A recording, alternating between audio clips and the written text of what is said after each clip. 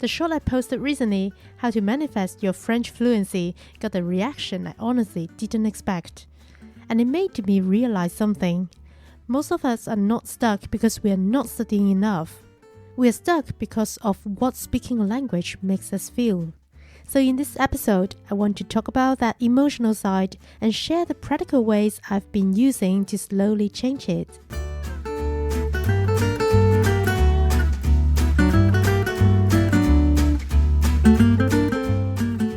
Hi, I'm Rachelle and welcome to Rachelle mais français. This is a space for people who love French culture or who are learning the language or who are simply curious about it but sometimes find that the experience of learning French feels heavier than it should. Heavier emotionally, heavier mentally, and sometimes quietly discouraging. I've had phases where I was doing everything right. Lessons, vocabulary, grammar, consistency. And yet, the moment I needed to speak, my body reacted like I was stepping onto a stage with the spotlight on me. When people talk about language learning, they rarely talk about this part. They talk about methods, they talk about resources, but not the identity shift. Not the emotional exposure, not the moment where your personality feels like it disappears in a new language. And today I want to talk about manifestation, not as a trend and not as something magical, but as a very real psychological loop that affects whether we keep going or quietly withdraw.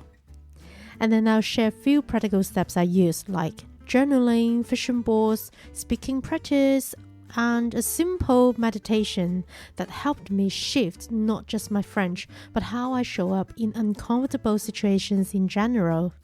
Alright, let's get into it. Before we go any further, I want to acknowledge something honestly. For some people, words like manifestation, visualization, or meditation already feel uncomfortable. They sound spiritual or religious, or like something that has nothing to do with real learning. If that's you, I would like you to relax. Nothing I'm sharing today requires you to believe in anything mystical. There's no belief system you need to adopt, and no positive thinking you need to force.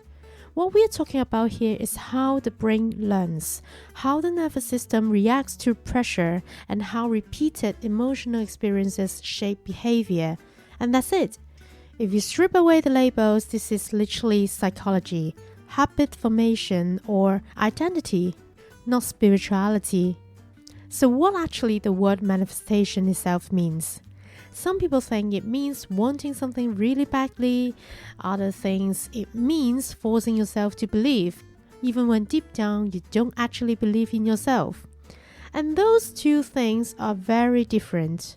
Wanting something badly often comes with tension, and forcing belief often comes with pressure. And neither helps you show up consistently, because tension makes you judge yourself. You judge your mistakes, you judge your accent and your speed. And slowly, you start avoiding the very thing that would help you improve. That's why so many people don't fail languages. They withdraw. People love labeling themselves by saying or thinking that I'm not talented, I'm not good at language learning. It sounds logical, but most of the time, it's self-protection. Psychologists don't usually use the word manifestation, but they talk about identity, self-concept, and expectation, which is essentially the same thing. We don't act based on what we want, we act based on who we believe you are. So if deep down you believe you're not good at languages, your brain starts looking for proof, like your hesitation, you overanalyze, and you speak less. And when something goes wrong, you think, see, I knew it. I'm not good enough. Now it's true. And that is important. That moment is also manifestation, just in a negative direction. So you believe you are not good at languages, so you behave cautiously. And that behavior created the outcome you expected. Do you see the loop here?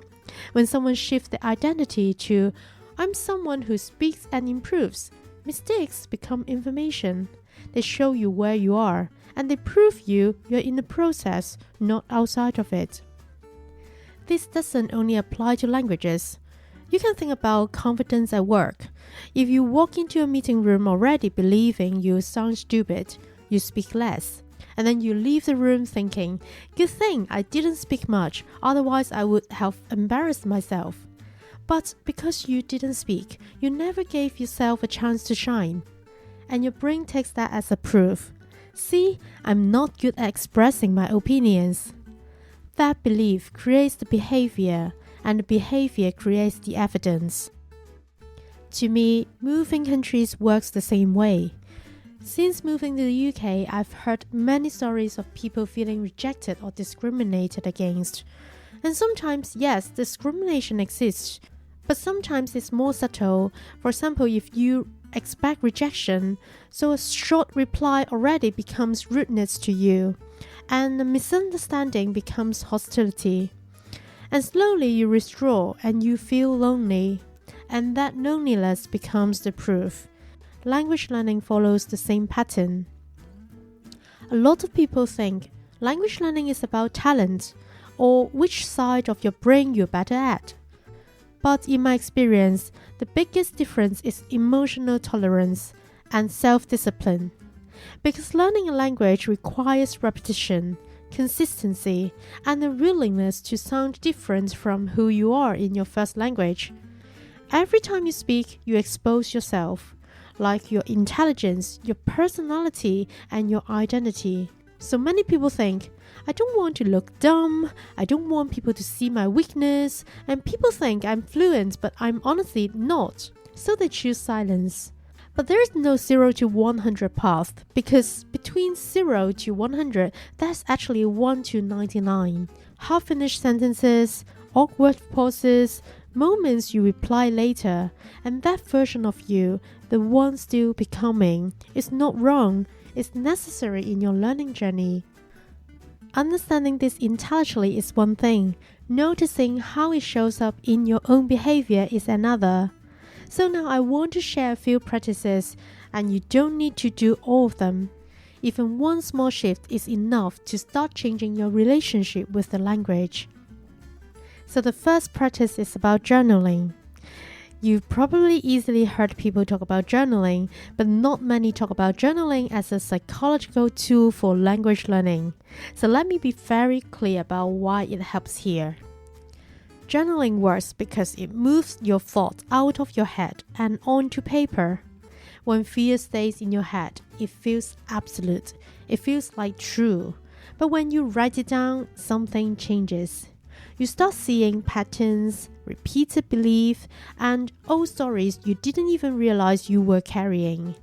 This is important for language learning because fear around speaking is often vague. You just feel stuck. And journaling forces that fear to become specific. And once something is specific, it becomes workable. There's only one rule for journaling that matters more than anything. It's to write as if no one will ever see this, and no one cares.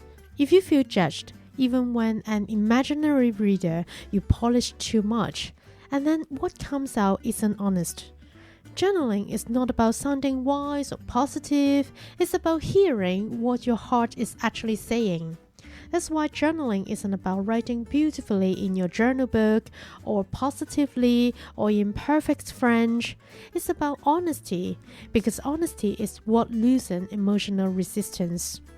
So here's a few prompts you can reflect on. For example, you can ask yourself, what am I actually afraid will happen if I speak imperfectly?